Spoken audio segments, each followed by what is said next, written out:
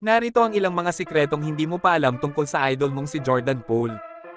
Pero bago ang lahat mga par, baka pwedeng pa-follow ng ating page at pa-like and share na din ng video at baka ikaw na yung isa sa mapili ko para sa ating pag-giveaway jersey. Salamat!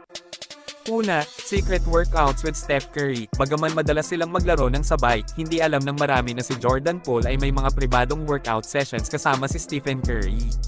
Ito ay para matutunan niya ang mga advanced techniques at shooting drills ni Curry na hindi karaniwang nakikita ng publiko. Pangalawa, mystery mentor, may isang NBA veteran na hindi pinangalanan na tumutulong kay Poole sa kanyang pag-develop bilang isang player. Ang mentor na ito ay nagbibigay sa kanya ng mga personal na tips at pointers na naging malaking bahagi ng kanyang improvement sa court. Pangatlo, under the radar charity work, si Poole ay tahimik na tumutulong sa mga charities, lalo na sa kanyang hometown sa Milwaukee. Hindi siya madalas na nagpo-promote ng kanyang mga ginagawa sa social media, pero aktibo siyang nagbibigay ng suporta sa mga kabataan sa pamamagitan ng donasyon at mentorship. Pang-apat, hidden talent for cooking, kahit na mas kilala siya bilang isang basketball player.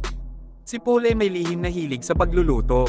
Nakikipagkalab siya sa mga private chefs at nagsasanay ng kanyang cooking skills, at minsan ay nagluluto pa para sa kanyang mga teammates. Panglima, customized sneakers with hidden messages. Ang ilan sa mga sapatos na ginagamit ni Poole sa laro ay may mga nakatagong mensahe o simbolo na may espesyal na kahulugan para sa kanya.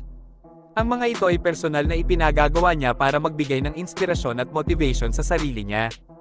Pang-anim, keeps a journal. Bagaman bihira itong aminin ng mga atleta, si Poole ay may journal kung saan isinusulat niya ang kanyang mga thoughts, goals, at reflections. Ito ay bahagi ng kanyang mental routine para mapanatili ang focus at matrack ang kanyang progress. Pang-pito, off-season retreats. Tuwing off-season, si Poole ay may secret destination na pinupuntahan para mag-relax at mag-recharge. Hindi siya nagsasabi ng detalye tungkol sa lugar na ito, pero dito niya ginagawa ang kanyang meditation at physical recovery. Pang-walo, interest in real estate. Tahimik na nagpaplano si Poole na pumasok sa real estate investment. Kumukuha siya ng mga private consultations at nag-aaral tungkol sa property management bilang paghahanda sa kanyang buhay pagkatapos ng basketball. Pang-siyam, secret shooting technique. Si Poole ay may unique na shooting technique na ipinagpa-practice niya ng lihim. Ito ay isang variation ng kanyang regular shooting form na ginagamit lamang niya sa mga critical na sitwasyon sa laro.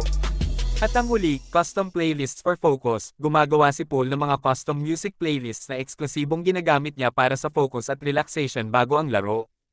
Ang mga playlist na ito ay carefully curated at may mga kantang hindi pa kilala ng karamihan na nagbibigay sa kanya ng mental edge. Yun lang, Batsy na.